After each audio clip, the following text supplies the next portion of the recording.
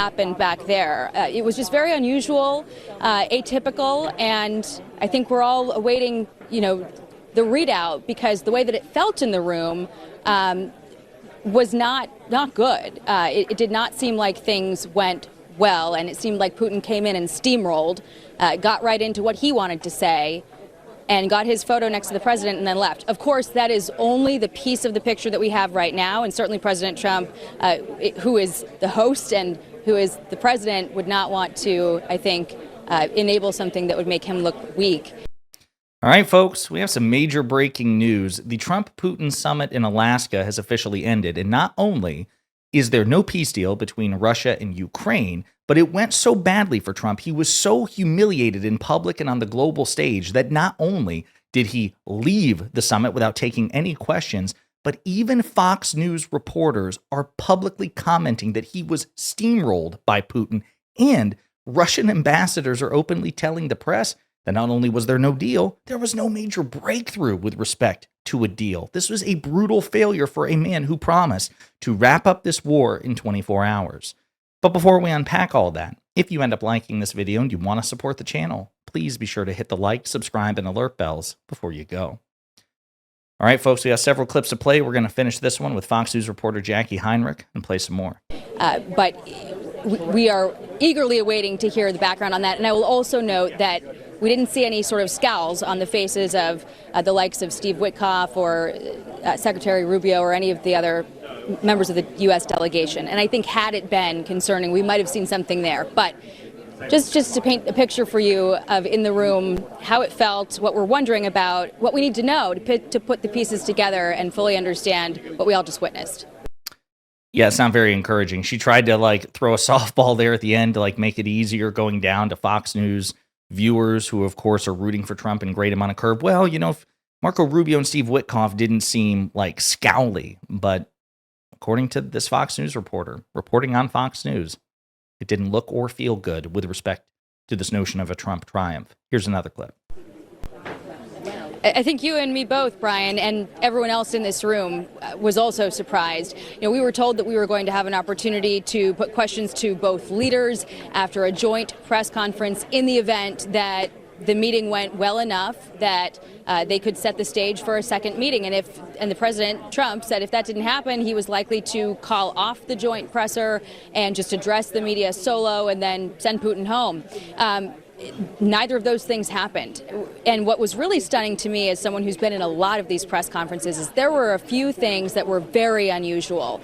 You had Putin come out and address the press first. I mean, we are on U.S. soil here, and that left the media scrambling to get their headsets in. Usually it is the leader of the country, the host country of a summit, that speaks first and addresses the room in their language. But Putin started right off in Russian, and we all had to get our headsets on and listen to him rattle off this diatribe about the history of the U.S.-Russia relationship, making some allusions to something that we didn't get many details on, but also, without knowing the full background of it, there was something that he said that was a little bit alarming, I thought, that seemed like some of the things that he has done in the past, setting up false flags and that kind of thing, saying that we hope that Ukraine doesn't do anything to sabotage the progress that we made today, knowing full well that Ukraine has agreed to a ceasefire unconditionally for the last several months, and it has been Russia that has not agreed to a ceasefire.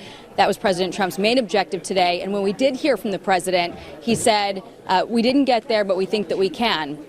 So a lot of questions remaining.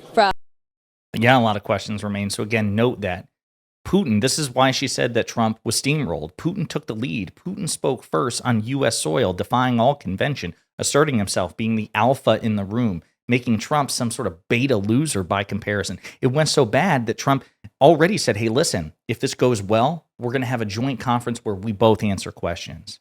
If it doesn't go so well, then I'll send Putin home and I'll answer questions. It went so badly that neither of them answered questions. Folks, this is not good. It's just not good. And if that wasn't bad enough, there was also this clip in Russian. We'll have it playing on in the background. Are there any developments in terms of these? Okay, good. I want to make sure it was in English, where the Russian ambassador just admits that not only is no peace deal, there was just no major breakthrough. diplomatic issues. Well, we are trying, working. So far, there are no major breakthroughs, and apparently there cannot be, but we are trying. But no major breakthroughs, and apparently there can't even be major breakthroughs. It's just shocking. Brett Baer of Fox News also reporting something similar to Jackie Heinrich. I'm not sure we're going to play the whole thing, but I guess we will. President Donald Trump and Russian President Vladimir Putin. The Russian president saying he and President Trump have reached a, quote, understanding on Ukraine and had a warning for European leaders not to torpedo the nascent progress. President Trump called the meeting excellent, said there would be more things to come. However, this joint news conference was anything but. It was not a news conference. There were no questions taken by either leader. There were many yelled by reporters there, but we don't have a sense of what exactly is in this agreement or this deal. So even Brett Baer is calling this out, that this summit, this conference was atrocious. We'll play a couple of clips of Trump here trying to smooth things over, again, taking no questions from the press. We'll start with this one. And tell them what happened. But we had an extremely productive meeting, and many points were agreed to. There are just a very few that are left. Some are not that significant. One is probably the most significant, but we have a very good chance of getting there. We didn't get there, but we have a very good chance of getting there. I would like to thank President Putin and his entire team, whose faces, who I know in many cases, otherwise, other than that, whose faces I get to see all the time in the newspapers. You're almost as famous as the boss. It's pretty embarrassing. It's pretty cringe. We'll do another clip of Trump here, and then a couple more just to really emphasize the point. Here's also Trump from the summit, from the post meeting. Again, it's not even a news conference because he didn't take any questions. Just speech, I suppose, to the press. Mr. President, that was very profound, and I will say that I believe we had a very productive meeting. There were many, many points that we agreed on, most of them, I would say, a couple of big ones that we haven't quite gotten there, but we've made some headway. So there's no deal until there's a deal. I will call up NATO in a little while. I will call up the various people that I think are appropriate, and I'll, of course, call up President Zelensky and tell him about today's meeting. So Trump admits there's no deal until there's a deal. There's just no deal, folks. And again, this is the important part. There may come a deal in the future. I don't know. I don't have a crystal ball. I'm not psychic. But the reason this is such a disaster, again, it's objectively a disaster because even Fox News is freaking out about this, but also by Trump's own standard. I want to remind you of what he said on the campaign trail multiple times, dozens of clips of this, but we'll just give you one. if I were president, and I say this, I will end that war in one day. It'll take 24 hours. I know Zelensky well. I know Putin well. And he didn't end the war in 24 hours. And again, I know what MAGA Republicans will say. They'll be like, listen, that was hyperbole. No. That was a promise that he repeatedly made on the campaign trail to solicit votes. That's a standard that Trump should be held to. He failed abjectly. And now, many 24 hours later, 6 months later, he has still failed in a spectacular public failure to secure any sort of meaningful progress towards a peace deal.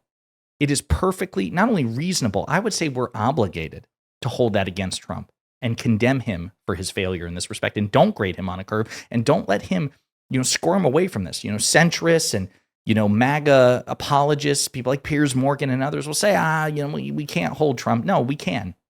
We absolutely can, because if a Democrat said something like that, that would be the standard for them. Trump said he could end this in 24 hours. He failed. And he failed here tonight, 6 months in. This is Trump ending the press conference and leaving without taking questions. Thank you very much, Vladimir. And thank you all. Thank you. Thank you. Thank you so much.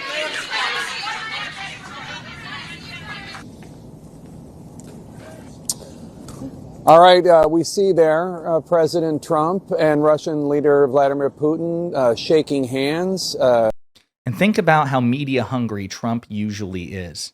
He usually, listen, he doesn't answer questions substantively, but you usually can't pry him away from the cameras or the press. He usually at least rambles incoherently. He was so defeated, he left the room without taking questions. Again, stunning. Fox News hosts there and virtual by the total failure of Trump. He was steamrolled, according to Fox News reporters. Putin seemed dominant. Putin asserted himself in ways that Trump didn't.